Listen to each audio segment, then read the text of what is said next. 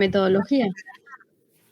Bien, la metodología, la estrategia metodológica, las técnicas, eso aparece todo como en ese componente, ¿no? Que muchas veces, dependiendo de qué autor trabajemos, lo va a nombrar de diferentes formas, ¿sí? Ustedes van a ver que en los textos, por ahí nosotros les damos textos que trabajan como el mismo tema, pero por ahí modifican el modo de nombrar algunos de esos componentes. Por ejemplo, no es lo mismo decir, o sea, hay autores que hablan del marco teórico, hay otros que hablan de los marcos referenciales, ¿sí?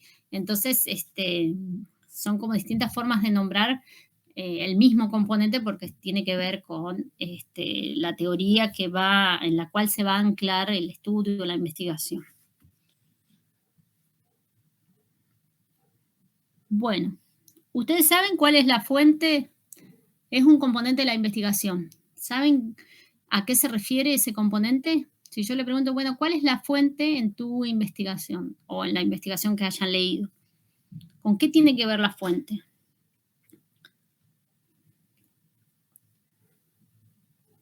Eso puede ser la selección de las biografías, A ver, ¿cómo sería? que se buscan los conceptos en las biografías que decía Sautu, perdón.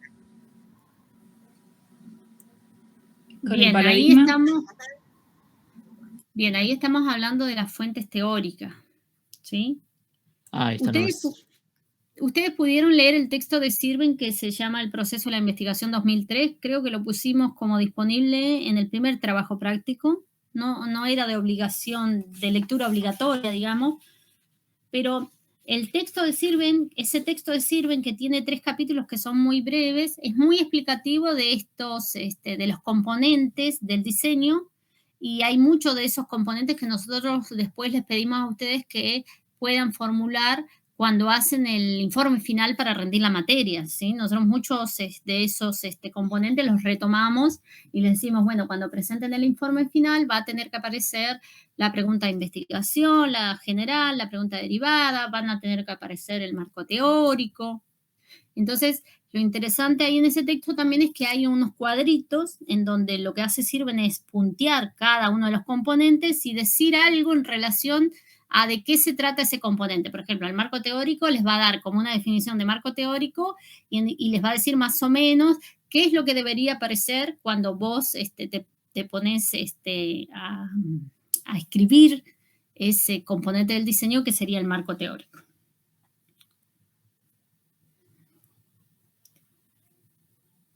Bueno, la fuente, ahí en la fuente, como un componente del diseño, porque lo que me decía el compañero recién tiene que ver con las fuentes más bien teóricas. Ahí, cuando hablamos de las fuentes de una investigación, un poco el planteo es que tiene que ver con aquellos lugares que pueden ser, por ejemplo, una lectura teórica, o sea, leí un texto teórico o vi una noticia en la televisión o la escuché en la radio o fue algo que me pasó, que conozco porque participé de la situación.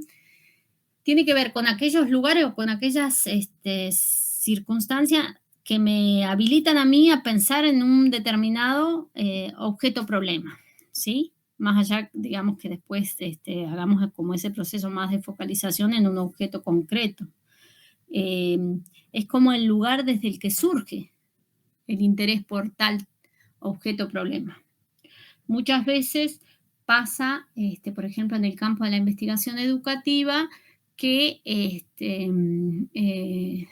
y un poco por lo que fui viendo en los trabajos de ustedes, esta idea de que ustedes empiezan a interesarse en alguna temática, ¿sí? Porque leyeron algunos materiales, pero además hicieron algún trabajo práctico, vieron algún video en alguna de las materias, de las otras materias que cursan. Por ejemplo, porque hay varios trabajos que quieren o se proponen trabajar discapacidad. Entonces, tiene que ver un poco con el lugar desde el que surge el interés por el tema, que pueden ser distintas fuentes. Bien, hablamos recién también, y retomando un poco ya el TP2, de la cuestión del diseño de investigación. ¿Se acuerdan de la caracterización que también lo vimos un poco en clase, retomando a Mendizábal, a Sirven y después en el trabajo práctico básicamente recuperando lo que va a proponer Sautu, básicamente, porque si ustedes pueden ver tanto el texto de Sautu como el texto de Sirven, lo que hacen es presentarnos como formas que son desde una lógica cualitativa, pero que son diferentes a la hora de plantear los componentes del diseño. ¿Sí? Por ejemplo, ya sea porque van a elegir o van a retomar una imagen o una idea, si se quiere, para plantear qué es la investigación. Por ejemplo, Sirven va a hablar habíamos dicho que Sirven habla del... Ay, no me sale la palabra, ya se me borró.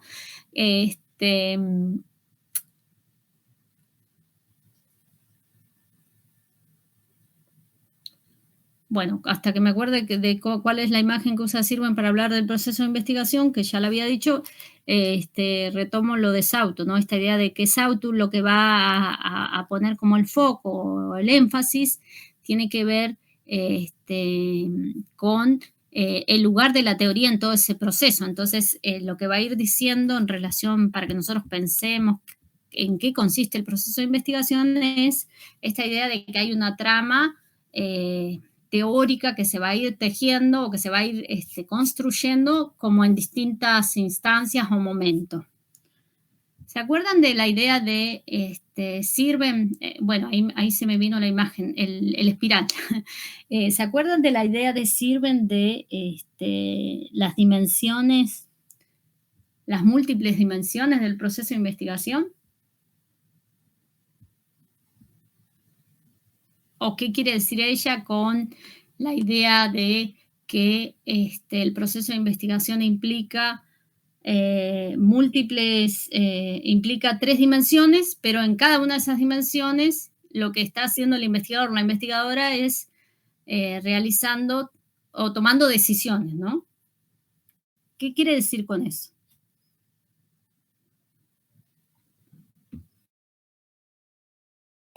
No está relacionado con eso, no, ahora no me acuerdo el nombre del texto, pero decía esto que todo es teoría.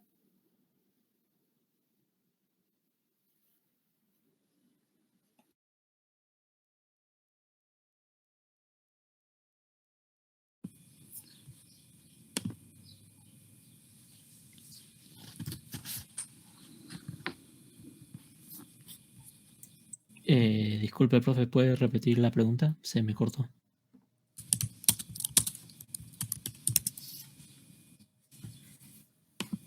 Ahí había hablado, ¿quién habló primero? No puedo ver los nombres acá, pero no sé. Celeste. Celeste, vos habías planteado un poco el planteo que hace Sautu, ¿no? Claro, sí, sí. Bien. Pero, profesora, perdón, ¿también Sí. Cleve no lo hace a ese planteo? Claro. Todo es teoría, claro. Claro, el concepto todo es teoría o la frase esa todo es teoría es en realidad de Sautu, que de hecho tiene su libro que se llama Todo es teoría, porque ella, digamos, sería algo así como una epistemóloga o una formadora de investigadores. Entonces, sí. Su planteo es que el proceso de investigación implica teoría todo el tiempo. Entonces dice, la investigación básicamente va a ser teoría, o todo es teoría en el proceso de investigación. Sí, ahí recordé. Cleve lo que dice es que los conceptos conforman, le dan forma, mejor dicho, o cobran sentido dentro de una trama teórica, de una teoría. Bien. Ahí está. Sí, perdón, me confundí. Bien, ahí lo que yo les quería un poco plantear era que más allá de las imágenes que las autoras utilicen para pensar la investigación y sobre todo, digamos, ahora vamos a ir un poquito más con lo de Sautu, pero sobre todo también teniendo en cuenta aquellas formulaciones casi, uno podría decir, metafóricas que hacen estas investigadoras, que forman investigadores acerca de lo que es el proceso de investigación. La pregunta era, que cuando ellas piensan el diseño, o sea, la pregunta o la reflexión tenía que ver con que cuando ellas piensan el diseño de investigación, van a referir un poco a que cuando nosotros iniciamos una investigación estamos haciendo como estamos tomando una decisión, nos estamos poniendo en algún lugar, definiendo algún lugar para pensar cómo vamos a relacionar dos grandes universos, el universo teórico con el universo empírico. Si ustedes se acuerdan, creo que fue en la primera o en la segunda clase, trabajamos ese esquema en donde trabajábamos las características o la relación entre el objeto real, el objeto empírico y el objeto de conocimiento o el objeto intelectual construido. Planteamos un poco la idea de Sirven de que cuando nosotros hacemos investigación estamos todo el tiempo trabajando con esos dos universos, el universo teórico y el universo empírico, o dos corpus, el corpus teórico, el corpus empírico. Y un poco Sautu lo que va a poner el foco es en esta idea de que en realidad lo central tiene que ver con plantearse o considerar que siempre desde el momento mismo de que nosotras y nosotros podemos definir un tema de interés para investigar, estamos trabajando ya con teoría. ¿Por qué creen que dice eso? Porque nosotros ¿Por qué como no? que nos acercamos al objeto, digamos, problemático a partir de todas nuestras experiencias también y lo que hemos leído. Sí, comparto. Entonces no lo definimos desde cero. Bien, por un lado eso, de que cuando nosotros logramos decir, bueno, cualquier tema de los que ustedes hayan formulado en las investigaciones, no lo hacemos desde cero. Y ese cero tiene que ver con las experiencias de formación, con las trayectorias, con las biografías. Sí, necesariamente ya en el propio análisis está está nuestra perspectiva. Bien. Pero muchas veces lo que pasa cuando uno está aprendiendo a hacer investigación o empieza a hacer investigación es que o toma dos posturas como extremas, o la investigación se vuelve muy teórica o se vuelve muy empírica, en el sentido de que se va a privilegiar por un lado todos aquellos componentes del diseño que tengan que ver con la teoría y que aparecen plasmados con los conceptos, con las categorías que utilicemos, y que entonces vamos a ir a mirar la realidad con eso que ya está planteado sin posibilidad alguna de hacer alguna transformación, o vamos a recuperar solamente aquellas categorías que aparecen en el medio donde nosotros vamos a ir a realizar la investigación, donde vamos a hacer el trabajo de campo, que son las categorías o los conceptos sensibilizadores que son fundamentales para o en relación a ese objeto. Entonces, muchas veces pasa que se piensa eso, ¿no? O se quedan con la fuerza teórica de las categorías que ya, perdón, de las teorías que ya están consolidadas, y entonces no se recuperan las categorías nativas, van a decir algunos autores, o se hace lo inverso. Entonces, más que hacer esta relación de amasado entre teoría y empiria, se pone el énfasis en uno u otro, y entonces muchas veces hay muchos trabajos o investigaciones, sobre todo desde la lógica cualitativa, que son mayormente descriptivos y no analíticos, ¿no? Entonces, puede, digamos, darse una u otra situación. Me parece que es importante pensar entonces que cuando nosotros trabajamos en el TP2 la idea del diseño interactivo, flexible y dinámico, lo que queremos que ustedes tengan en cuenta es que en los distintos momentos, las distintas instancias de construcción de este objeto, del objeto que cada uno vaya a lograr, digamos, vamos a tener un ida y vuelta en la medida de que probablemente cuando nosotros lleguemos a formular la pregunta de investigación y o a trabajar con algunos antecedentes, o ya en la investigación 2 realizar un trabajo de campo, tengamos que revisar el resto de los componentes del diseño porque se pueden sugerir transformaciones, es decir, quizás el campo, quizás la lectura de antecedente, el estado del arte en relación a ese objeto problema, nos ofrezcan, digamos, algunas ideas que nos lleven a revisar lo que nosotros ya teníamos supuestamente, digamos, como ya terminado, y en realidad esta idea del diseño lo que va a dar cuenta o lo que va a permitir es que haya todo el tiempo posibilidades de transformar el diseño. Profe, en esto de transformar, el autor habla siempre de decisiones. Me pareció importante la palabra, decisiones epistemológicas, teóricas y metodológicas. Sí. Sirven va a decir esto, ¿no? Que la investigación es eso, un proceso de toma de decisiones que se van a dar en las 3 dimensiones que ella va a identificar que hay que tener o considerar o desarrollar durante el proceso de investigación. Nosotros en la investigación 1 generalmente vamos a tener que tomar decisiones, ustedes van a tener que tomar decisiones vinculadas a la dimensión epistemológica, es decir, aquello que yo quiero investigar, al qué. La dimensión epistemológica tiene que ver con el qué, y cuando uno intenta, digamos, hacer como la escritura de esta primera parte o de esta primera dimensión de la investigación, cuando intenta transformarlo en este diseño en una propuesta escrita, va a tener que desarrollar determinados componentes. Por ejemplo, la pregunta de investigación, los que les decía anteriormente, ¿no? Voy a tener que tomar decisiones en relación al recorte, porque yo puedo hacer una pregunta de investigación, como la que les decía el ejemplo yo de la discapacidad, pero después voy a tener que decidir cuál va a ser como el alcance de esta investigación, si es un estudio exploratorio, entonces no necesariamente, y por cuestiones además de tiempo, de formación y de disponibilidad personal, familiar o de la misma cátedra, no vamos a hacer un trabajo intensivo que va a implicar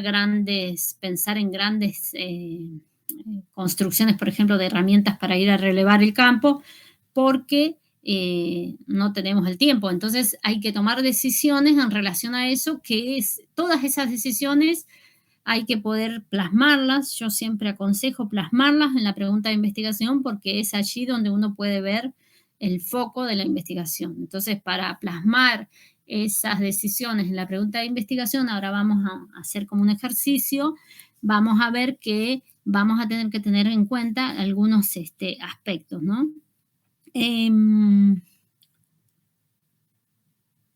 Ahí en el texto de Sirven, ustedes también van a encontrar esta diferenciación que hace la autora, pero que también un poco va a aparecer en el planteo de Sautu, entre la lógica o los paradigmas de investigación y la metodología, ¿no? Un poco me parece interesante tener esa idea, porque son 2 cosas distintas y muchas veces se toman como conceptos similares, así que ahí eso lo pueden recuperar en el capítulo 2 de ese texto. Y retomando, antes de avanzar con lo de la pregunta, no sé si alguien quiere decir algo o alguna reflexión o alguna pregunta, y si no, vamos con lo de Sautu. Bueno.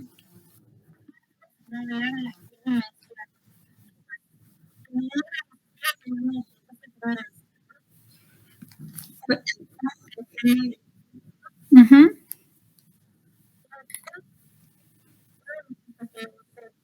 La dimensión epistemológica, no la epistemología, la dimensión epistemológica.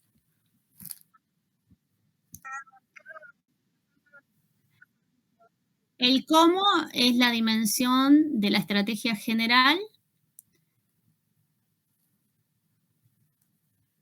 y sí.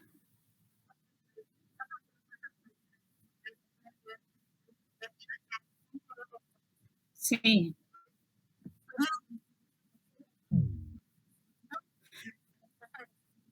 Sí, es la estrategia, pero después cuando nosotros estemos en investigación 2, o si ya hiciste la investigación 2, vos vas a ver que la estrategia metodológica, por un lado, va a tener o va a plantear esta idea desde qué metodología yo voy a hacer en la investigación, y después se va a traducir en lo concreto, cuando vaya al campo, en determinadas técnicas, que puede ser la entrevista, la observación, la encuesta u otras, que van a servirme a mí y que yo voy a tener que, en cierto modo, preparar y armar antes de ir al campo para hacer esa investigación. Entonces, como que la estrategia general tiene que ver con estas definiciones un poco desde qué lógica, desde qué metodología y también con las técnicas en concreto, ¿sí?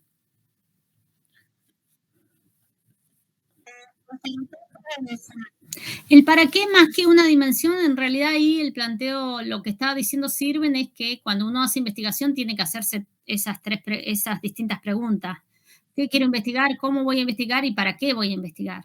Pero la tercera dimensión, que es la dimensión de las técnicas para la recopilación y el análisis de la información, más que el para qué, lo que te van a permitir es analizar la evidencia empírica, ¿sí? Por un lado, obtener la evidencia empírica y por otro lado, analizar la evidencia empírica en el campo, ¿sí?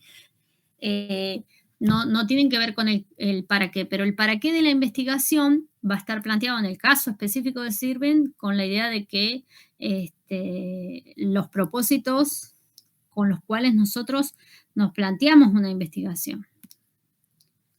Después ahí vamos a ver cuando trabajemos objetivos de investigación, porque en realidad esa diferenciación que hace Sirven a mí no me sirve mucho y por eso sí me parece más acertada la idea de Sautu cuando trabaja objetivos de investigación, porque ella va a decir que a diferencia de los propósitos, los objetivos de investigación refieren a lo que yo quiero conocer y no el para qué quiero conocer tal cosa, porque un poco el planteo, y creo que, no sé si lo dije alguna vez, pero si bien la investigación cualitativa busca la producción de conocimiento para aportar elementos y herramientas para la comprensión de determinada situación que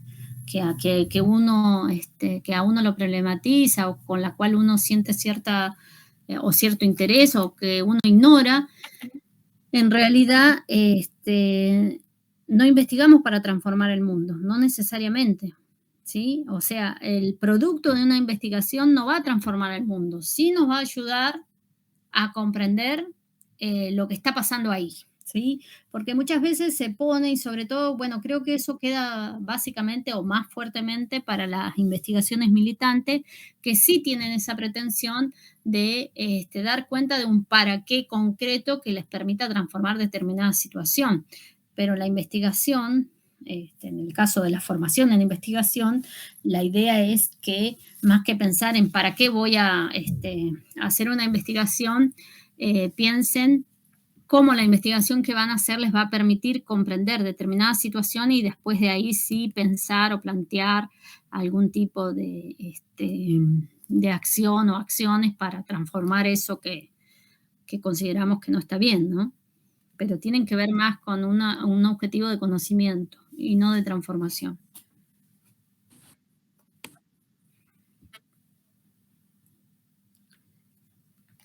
Bueno, vamos a Sautu. Sautu es un texto, Sautu en sí es un poco compleja, pero además los textos de Sautu son medios complejos de leer.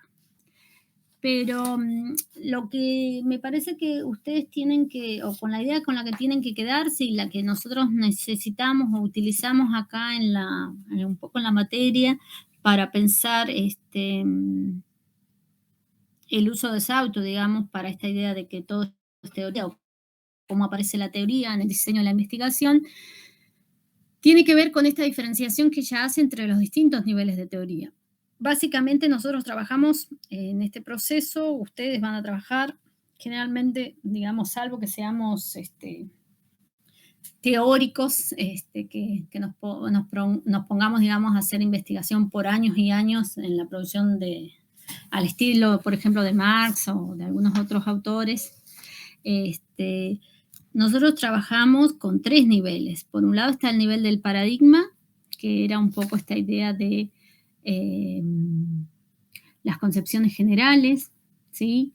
Ella habla un poco de que el paradigma tiene que ver con aquellos supuestos y ahí también ella trabaja la diferenciación entre distintos tipos de supuestos, ¿no? Ontológicos, epistemológicos, axiológicos y metodológicos.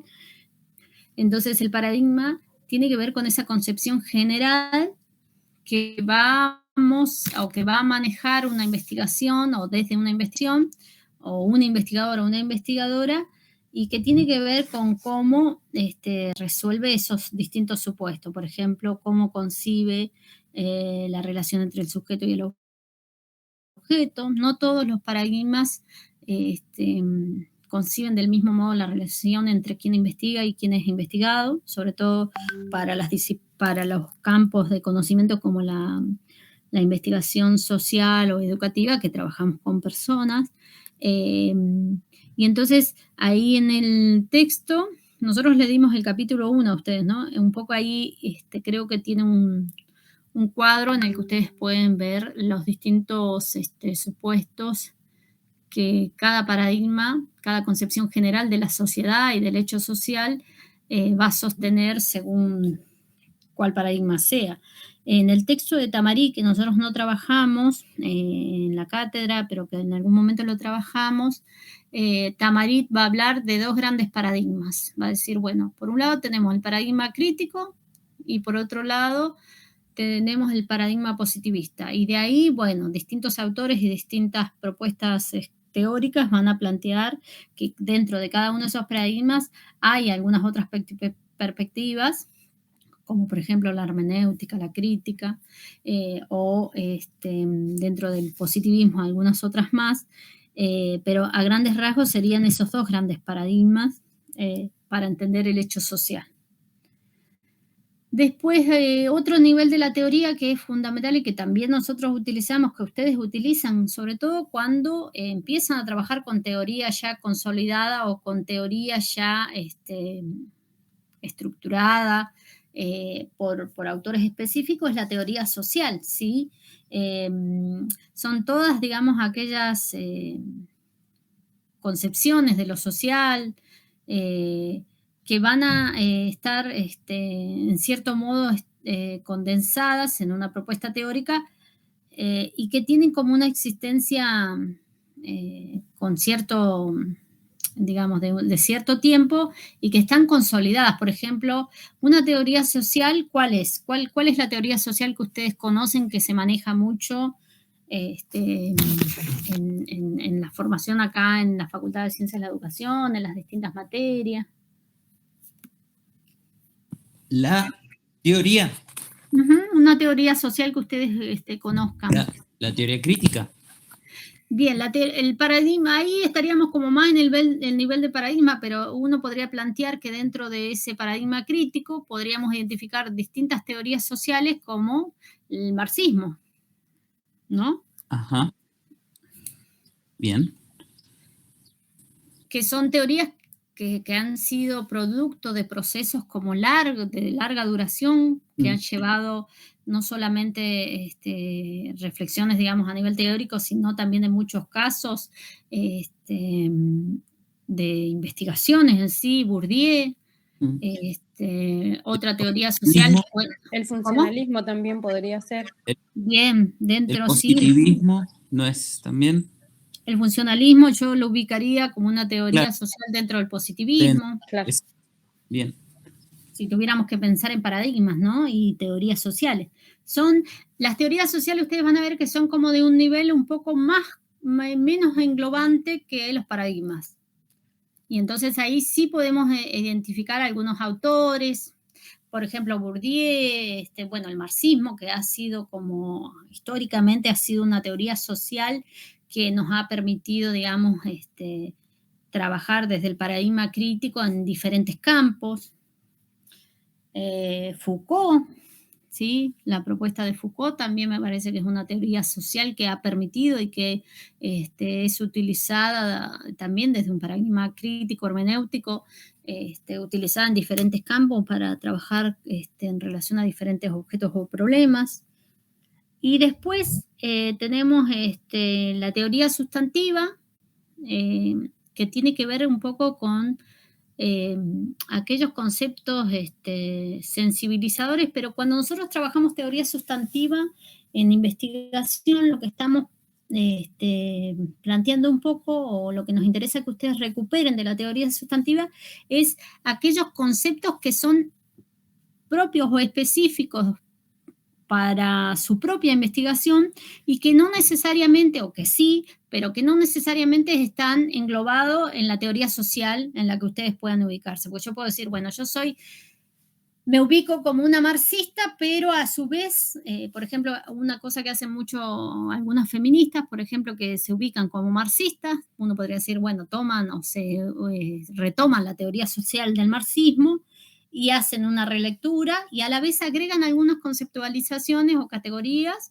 que uno no podría decir que necesariamente se han consolidado como una teoría social, pero que son categorías o son parte de esa teoría sustantiva. Y eso tiene que ver mucho digamos, con el objeto de conocimiento. No van a ser las mismas categorías o conceptos sensibilizadores de la teoría sustantiva según sea la investigación. Quizás algunos se compartan, otros no. Por eso es importante cuando nosotros planteamos la escritura del marco teórico, que ustedes empiecen a esquematizar cuáles son aquellos conceptos que ustedes necesitan poder al menos formular una primera definición o una primera definición para después continuar con el proceso de investigación, ir al campo, analizar los datos.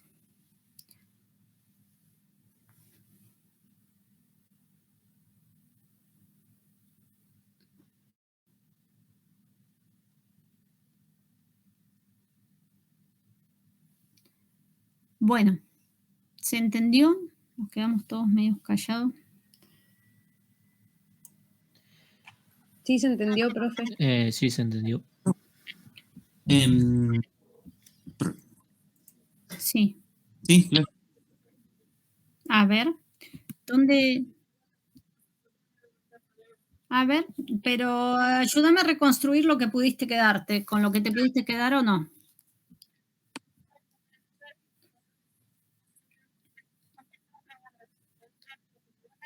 Sí. No. A ver. Está bien.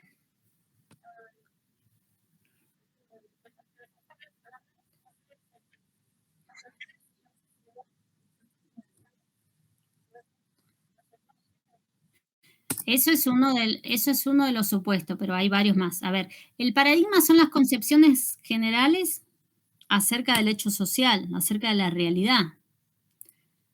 Lo que yo te digo es que Sautu después va a plantear en un cuadrito que ustedes tienen en ese texto, que cuando nosotros hablamos del paradigma, estamos hablando de todos aquellos supuestos que se manejan, que manejamos, que están implícitos en las investigaciones, porque generalmente nadie dice, bueno, yo estoy en el paradigma crítico y los supuestos ontológicos que manejamos son tales y tales y cuales, ¿no?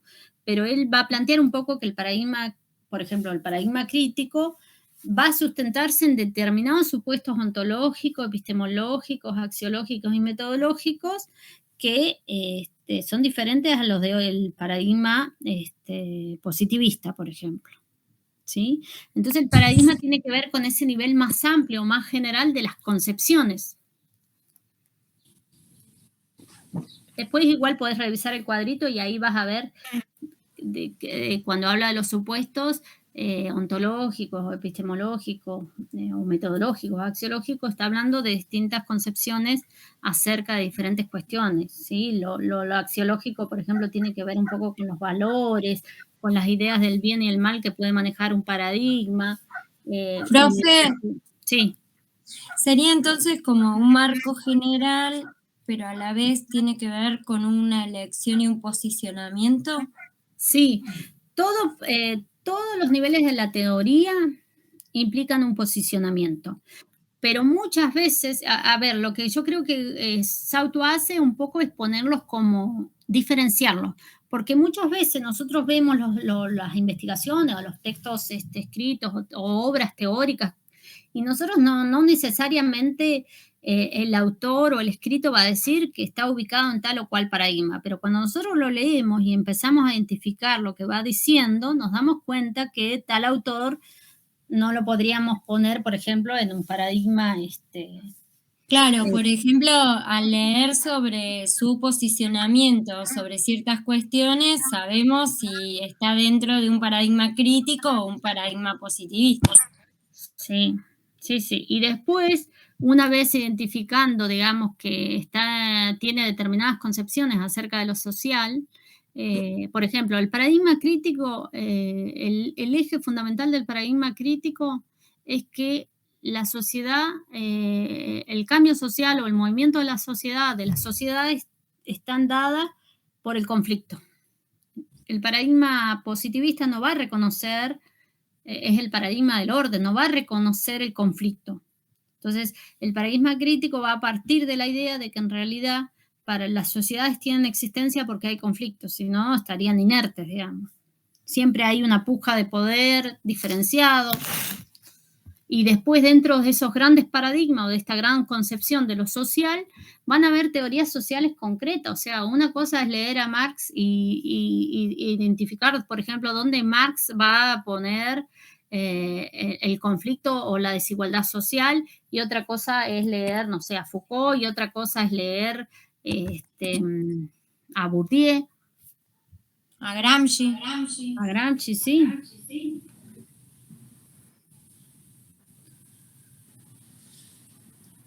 Por ejemplo, para el tema del paradigma crítico, dentro del paradigma crítico puede estar como teoría general lo que es la epistemología crítica, la pedagogía crítica, el enfoque feminista también, algo así, o eso no sería parte de teoría general.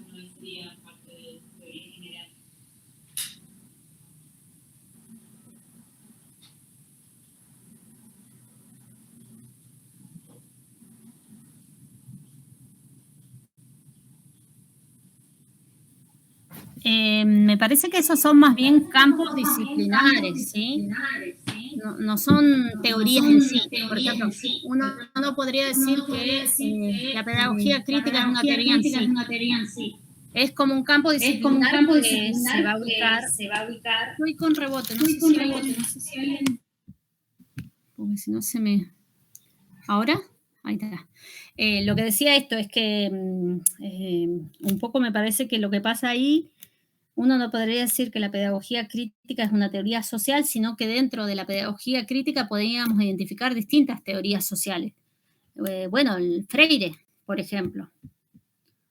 Uno podría decir que todas sus postulaciones están en el marco de un paradigma crítico, ¿sí? Dentro del campo pedagógico o del campo de la educación, y que sus propuestas, todas sus categorías, las podemos ver consolidadas en una teoría social. Profe, y en esta relación que hace con lo metodológico, ¿tiene que ver con que inevitablemente, explícita o implícitamente, el paradigma delimita de alguna manera la metodología que se va a utilizar? Sí, delimita, pero ustedes van a ver que el texto de Sirven va a hablar un poco más que de paradigmas, Sirven va a hablar de lógicas. Y cuando habla de lo metodológico va a decir, bueno, una cosa son las concepciones generales del hecho social, de las relaciones entre sujeto y objeto, y otra cosa es cómo yo realizo la investigación. Porque una es la lógica, y yo diría el paradigma, y otra es la metodología. Según donde nosotros estemos ubicados, y nosotros lo vamos a ver claramente cuando logremos la formulación de la pregunta de investigación, que según como sea formulada la pregunta de investigación, vamos a tener que realizar o considerar determinada estrategia metodológica y no otra. Es decir, nosotros no elegimos la estrategia metodológica. La estrategia metodológica, la metodología de una investigación viene formulada o viene más o menos implícita en el modo en que ha sido formulado la pregunta, porque nosotros desde una lógica cualitativa vamos a hacer preguntas que tienen determinadas características, preguntas de investigación con determinadas características, a las cuales vamos a poder no dar una respuesta acabada, pero sí acercar una serie de evidencia empírica mediante determinada estrategia metodológica y no otra. No es que porque, no sé, yo tenga formación o me sea más interesante o me guste más hacer entrevistas, voy a hacer necesariamente entrevistas. Cuando yo reviso mi pregunta de investigación, tengo que ver cómo está formulada y qué es lo que voy a estar, que va a ser necesario realizar para poder lograr la construcción de evidencia empírica.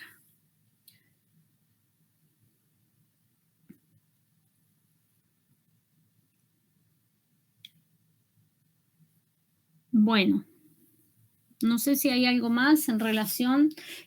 Ustedes van a ver que Guber tiene otro texto que no lo dejamos nosotros, pero podemos dejarlo disponible, pero ella después plantea en otro texto un poco más, aclara un poco más estos distintos niveles y un poco me parece que ella dice que hay como 5 niveles de la teoría, pero nosotros vamos a trabajar con estos 3, o sea, los otros son como más específicos del campo más, si se quiere, epistemológico, no necesariamente de la práctica de la investigación.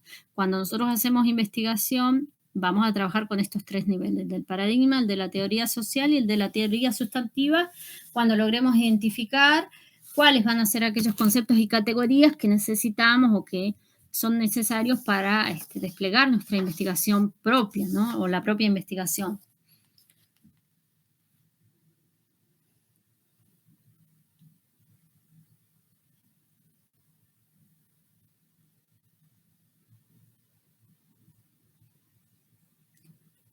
Bueno, voy a ver si... Bueno, esto me parece que es un poco recuperando algunas cuestiones vinculadas a los trabajos que ya ustedes finalizaron, digamos, y como para ir dejando cierta claridad para después poder desarrollar los componentes del diseño. Una cosa que no les dije, pero que la idea sería nosotros tenemos un encuentro doble para noviembre, la idea sería ahí hacer tipo taller para trabajar algunas cuestiones como si estuviéramos, digamos, dedicadas, digamos, a hacer ese trabajo de los componentes del diseño, pensando también en el informe final, ¿sí? Ahora lo que les quería compartir, vamos a ver si podemos compartir pantalla, espérenme que voy a abrir acá el PowerPoint y me fijo a ver si puedo compartir.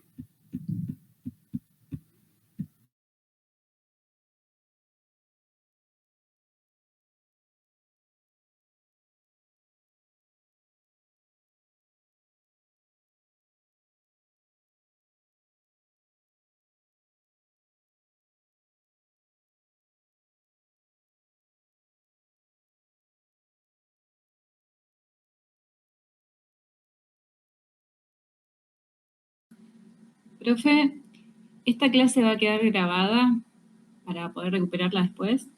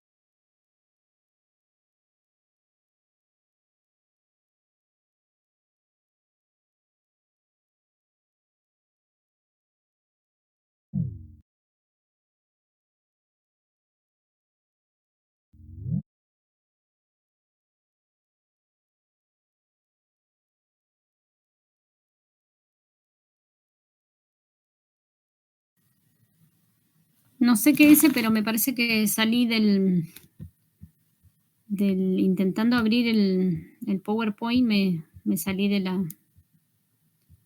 ¿Ahí se está viendo? Sí, se ve, profe. Sí, profe. Sí, se ve. Vamos a ver si me deja... Bueno, ¿alguien preguntó algo antes de que se me perdiera el... Me salí, digamos, de la PETCO, se me salió. No, yo pregunté si iba a quedar grabada la... Me parece que no, porque intenté grabar en Jitsi, pero no. Ya había preguntado Pero igual... si están grabando la clase. ¿Cómo? ¿Si quedaban grabadas? No, nada, eso era así, se estaba grabando. No, porque ¿Sí? no podía grabar. No encontré el... Me parece que no se puede grabar.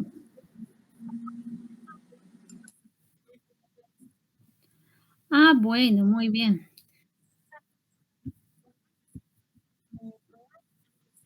Ujú. Bueno, buenísimo, sí. Gracias.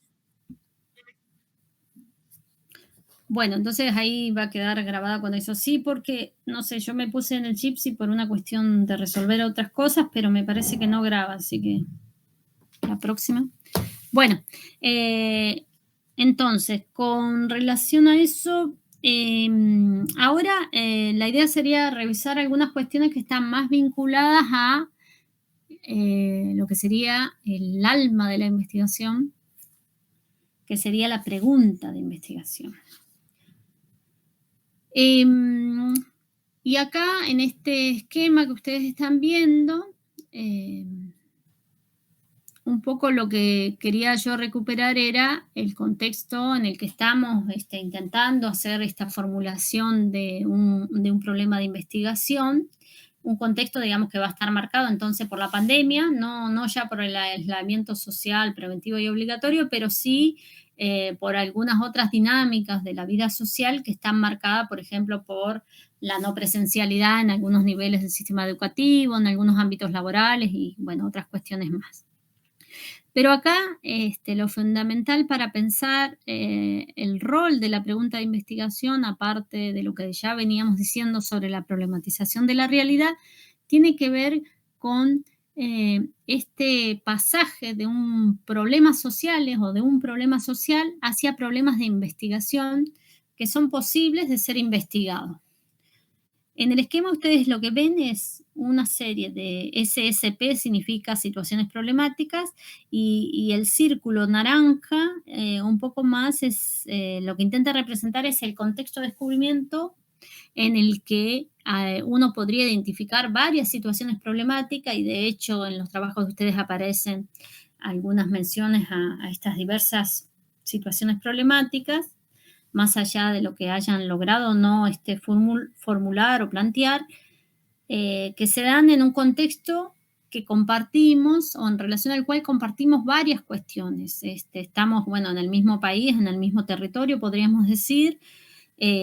Hay una serie de procesos económicos, sociales, políticos y ideológicos, pero también teóricos que son similares para todas las investigaciones que se están planteando en este grupo.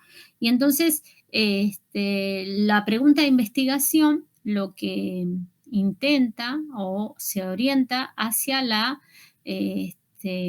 posibilidad de darle forma al problema de investigación, es decir, dejar de estar en el nivel del tema y pasar a un problema y poder pensar en esta relación entre el corpus empírico o la empiria y la teoría. Cuando nosotros vamos a las preguntas de investigación, vamos a ver o vamos a advertir que tienen determinadas características que las van a diferenciar de otros tipos de preguntas por el modo en que son formuladas y por el tipo de recursos que van a utilizar.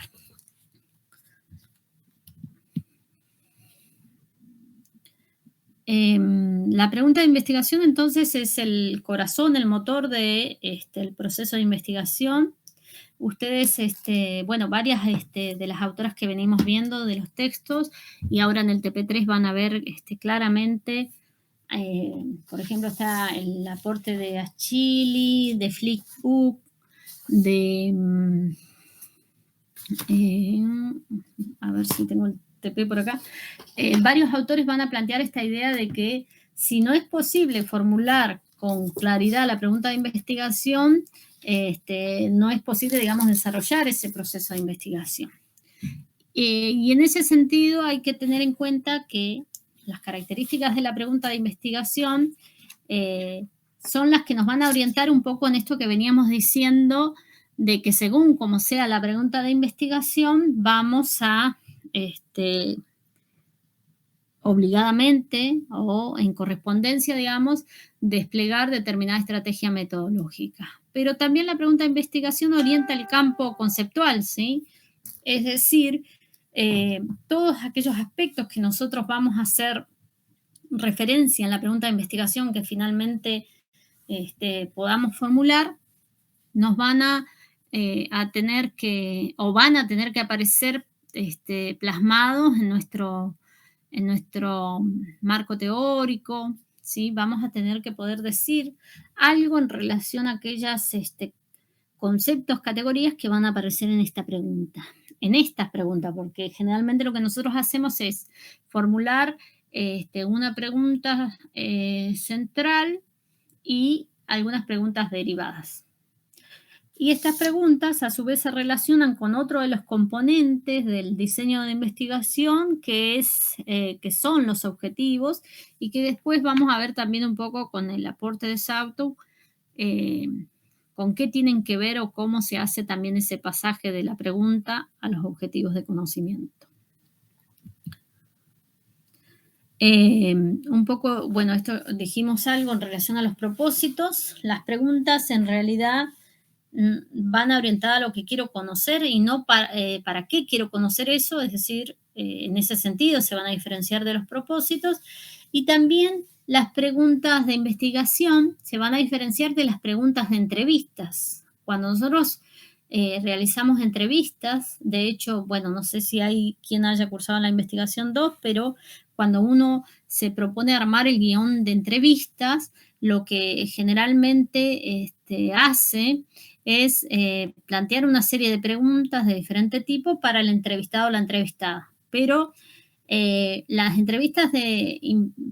preguntas de investigación no pueden tener la misma formulación que las de entrevista, porque muchas veces recuperan algunas conceptualizaciones que en realidad nosotros no podemos llevarla a la entrevista. Es decir, hay cosas que nuestros entrevistados o entrevistadas no manejan y no tienen por qué saber, digamos, y que sí aparecen en nuestra pregunta de investigación y que nosotros, cuando vamos al campo, digamos, tenemos que ver de qué modo aquello que queremos conocer, a partir de qué pregunta podemos conocer aquello que nos interesa en la pregunta de investigación. Y otra cuestión que también se sugiere en relación a la pregunta de investigación, a las preguntas, es que las preguntas de investigación no deben tener, digamos, un carácter prescriptivo en el sentido de lo que debe ser, sino que sí, tienen que ser preguntas en cierto modo, preguntas abiertas, que permitan, digamos, profundizar después el trabajo de campo. En los textos que ustedes van a tener en el TP3, que también estaba Mendizábal, hay un texto de Guber y de Day Daniel, y Sauto también. Estos distintos autores y autoras van a decir que las preguntas de investigación tienen que ver con lo que se quiere conocer, con el qué. Y que cuando uno las intenta o las inicia la formulación de esas preguntas de investigación, se sugiere que no las inicie se sugiere que las inicie con un cómo, con un qué, con un cuáles, teniendo en cuenta sobre todo la lógica de la investigación cualitativa, y entonces se van a desaconsejar aquellas preguntas que apuntan a un cuánto, a una correlación o a un por qué. Otra cosa que también se desaconseja o que se dice o que se sugiere que no se haga cuando uno hace preguntas de investigación es incorporar conceptos teóricos, porque muchas veces esos conceptos cierran de antemano lo que yo puedo conocer, ¿sí? Y además digamos, hacen explícito el mapa teórico y analítico y de trabajo de campo, entonces no son preguntas abiertas, sino más bien muy focalizadas. Tampoco se recomienda que las preguntas de investigación incluyan, digamos, consideraciones personales del investigador, de la investigadora, y menos que aparezcan suposiciones o, si se quiere, cuestiones valorativas acerca de cómo el investigador o la investigadora cree que las cosas son o deberían ser o cómo están siendo, sino que en realidad son preguntas que habiliten a conocer a cómo las cosas se dan en ese contexto, que muchas veces, digamos, pueden coincidir o no con nuestro propio posicionamiento al respecto, ¿no? Y también se desestima que cuando uno hace preguntas de investigación, haga preguntas que aludan a observables. Por ejemplo, aquellas preguntas que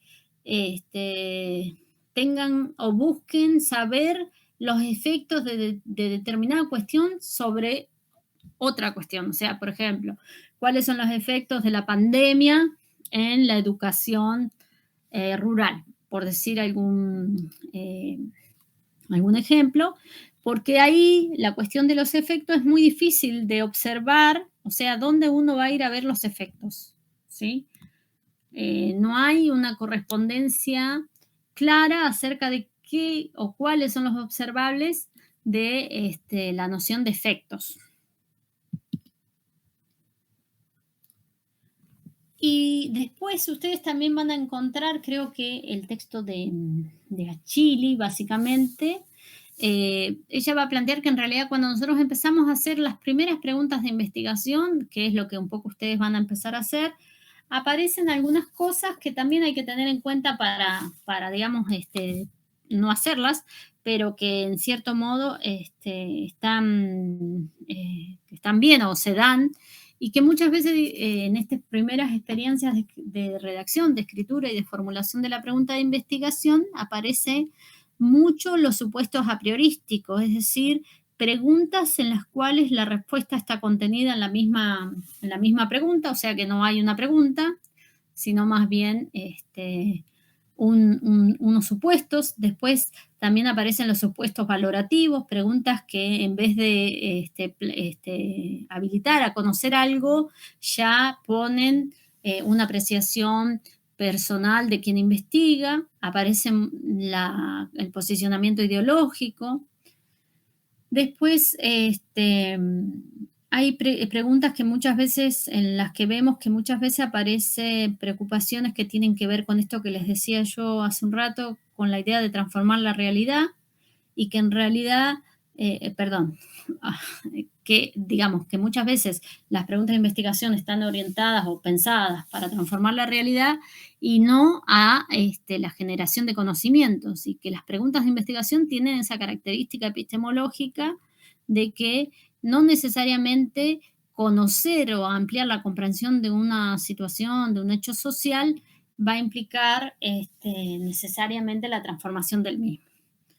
Y después hay preguntas que se hacen en estos primeros intentos que muchas veces refieren a preocupaciones teóricas, entonces se quedan en el nivel de la teoría, por ejemplo, preguntas que quieren o que están vinculadas a precisar algún concepto que está relacionado con el tema que a mí me interesa, pero que se quedan solo en el nivel de la teoría, entonces no son preguntas investigables, más que si uno, digamos, recupera una revisión bibliográfica, y entonces ahí no está planteada la posibilidad del trabajo de campo.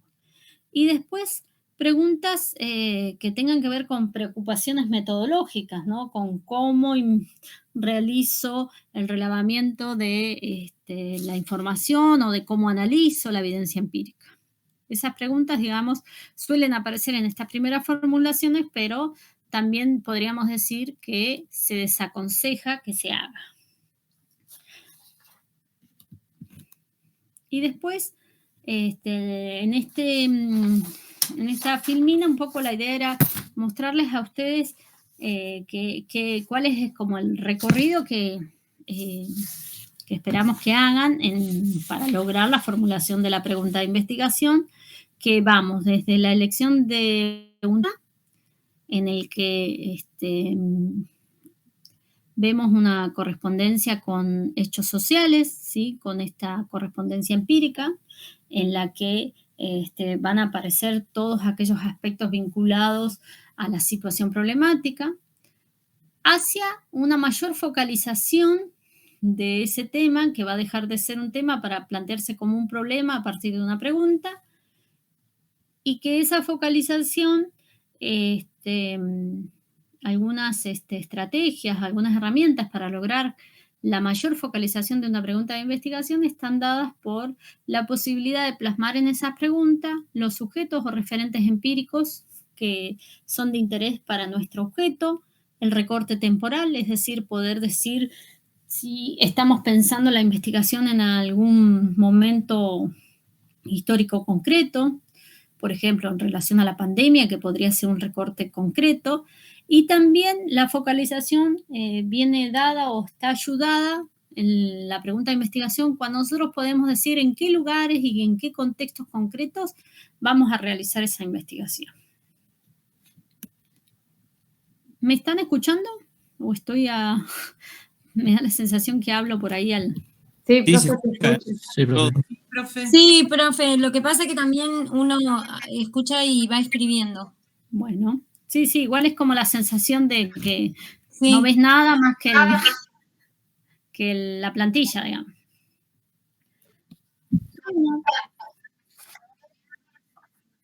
Bueno, ya que están a pleno escribiendo, ahora vamos a pleno a tratar de hacer unas revisiones analíticas de unas preguntas de investigación, pero esperen que voy a achicar esto.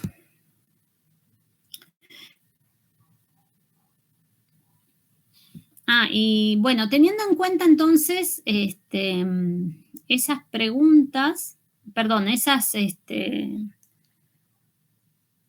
cuestiones vinculadas a cómo se formulan las preguntas de investigación, cuáles son los errores que solemos cometer, qué herramientas nos ayudan a pensar preguntas cada vez más focalizadas, ¿sí?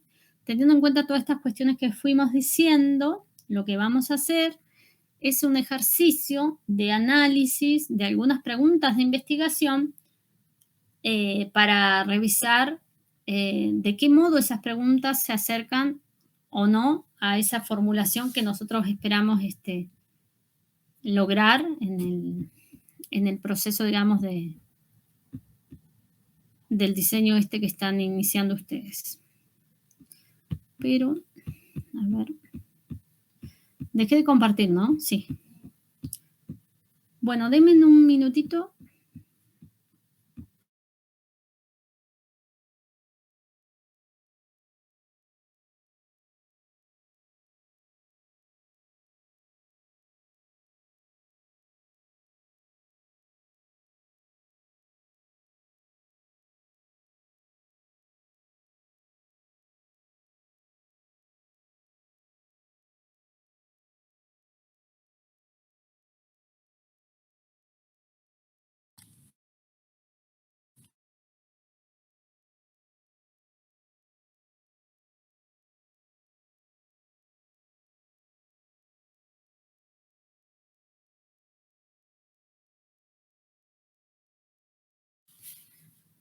Perdón, el ejercicio es así.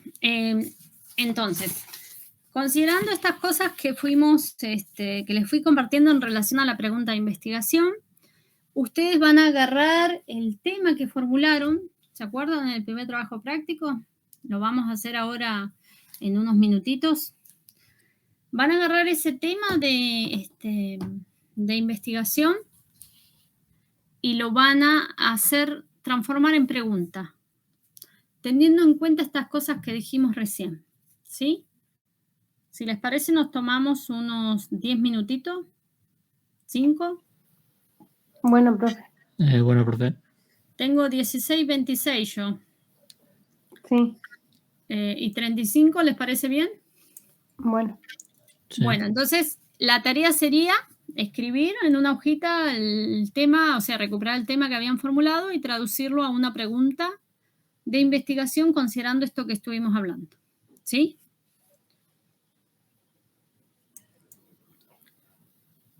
Sí.